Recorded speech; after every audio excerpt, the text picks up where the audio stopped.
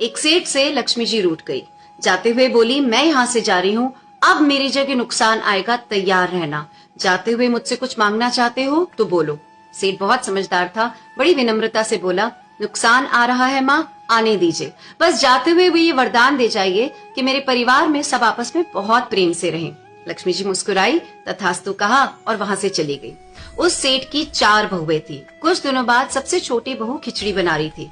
उसने खिचड़ी में नमक डाला और अपने काम में व्यस्त हो गई। तभी दूसरी बहू आई, उसने खिचड़ी को चखा नहीं, उसमें नमक डाला और वो भी अपने काम में व्यस्त हो गई। ऐसे एक एक करके तीसरी और चौथी बाकी की दोनों बहुएं आई, ना कुछ जाना देखा, खिचड़ी चखी नहीं और खिचड़ी में नमक डाला और डाल के चली गई। रात को सबसे पहले सेठ खाना खाने बैठा। जैसे ही उसने खिचड़ी का एक चम्मच लिया, उसे महसूस हो गया कि इसमें बहुत ज्यादा नमक है और तुरंत समझ में आ गया कि नुकसान आ चुका है।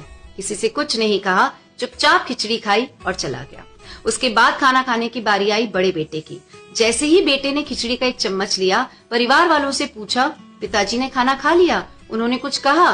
तो बाकी सबने जवाब दिया, हाँ पिताजी ने तो पहले ही खाना खा लिया, लेकिन किसी से कुछ कहा नहीं। तो बड़ा बेटा भी चुपचाप उसने खिचड़ी खाई और चला गया।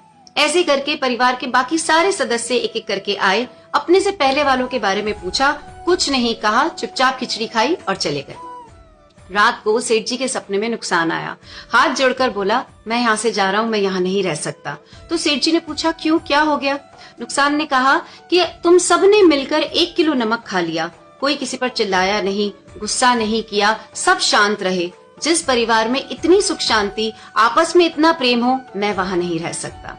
समझने वाली बात यह है कि जिंदगी है तो उतार चढ़ाव, सुख दुख, फायदा नुकसान सब चलता रहेगा। जिस परिवार में आपस में लोगों में प्यार है, सुख शांति है, छोटों में आदर और बड़ों में बड़प्पन है, उस परिवार का कोई भी नुकसान, कोई भी आपदा कुछ भी नहीं बिगाड़ सकती।